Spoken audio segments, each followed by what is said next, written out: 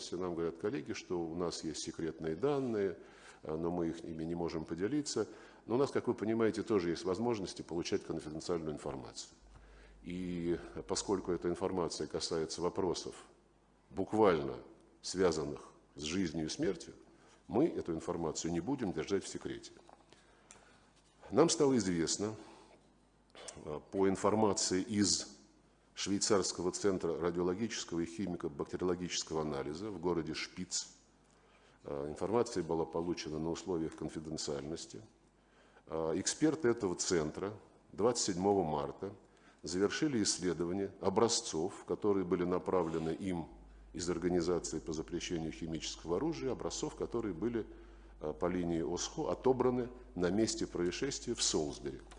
И эта лаборатория в городе Шпиц, в которой, я убежден, работают профессиональные, дорожащие своей репутацией ученые, пришла к следующим результатам. Я сейчас буду цитировать дословно то, что они направили в ОСХО в качестве своего заключения. Это, сами понимаете, перевод с иностранного, но я зачитаю по-русски. Открываем кавычки. По итогам проведенной экспертизы в пробах обнаружены следы токсичного химиката BZ и его прекурсора, относящихся к химическому оружию второй категории в соответствии с Конвенцией по запрещению химического оружия. BZ является нервно-паралитическим отравляющим веществом, временно выводящим человека из строя. Психотоксичный эффект достигается через 30-60 минут после применения и длится до 4 суток. Данная рецептура находилась на вооружении армий США, Великобритании и других стран НАТО. В Советском Союзе и России разработка накоплений подобных химических соединений не осуществлялась.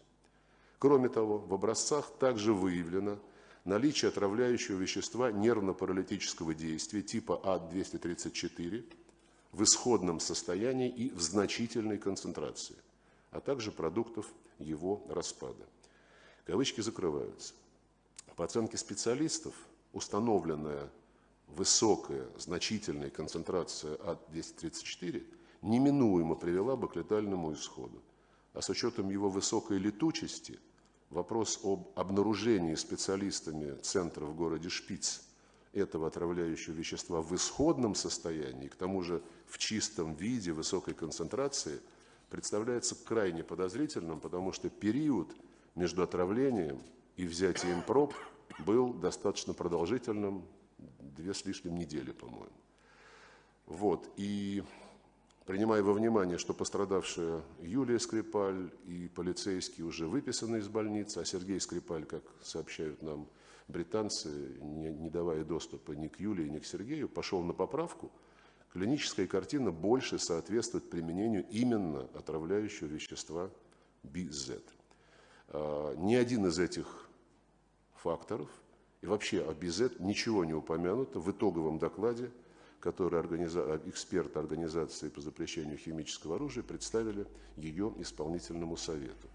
В этой связи мы обращаемся в ОСХО с вопросом о том, почему такая информация, которую только что я зачитал и которая отразила выводы специалистов из лаборатории города Шпиц, вообще была опущена в итоговом документе.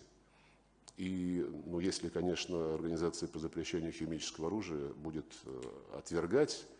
опровергать сам факт использования лаборатории города Шпиц, тогда было бы интересно послушать и эти объяснения.